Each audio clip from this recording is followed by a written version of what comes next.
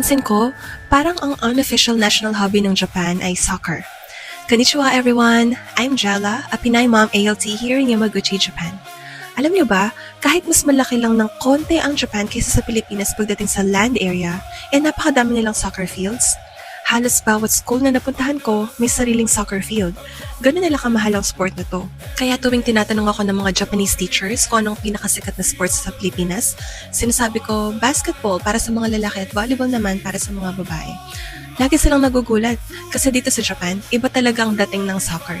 May basketball at volleyball clubs din naman sila parehong for boys and girls. Pero pagdating sa soccer, ibang level talaga ang support at passion nila. Ang mas nakakabilib pa, hindi lang sila mahusay maglaro. Grabe rin ang disiplina nila. Pagkatapos ng practice, hindi sila agad umuwi. Nililinis muna nila ang field, inaayos ang mga cones, at pinupulot ang kahit na maliliit na mga basura. Oo, kahit mga elementary students, ginagawa na yung mga yan. Dito sa Japan, hindi lang skills ang tinuturo.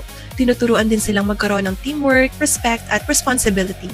Siguro kaya hindi na rin nakakapagtaka kung bakit palaging competitive ang Japan sa international soccer.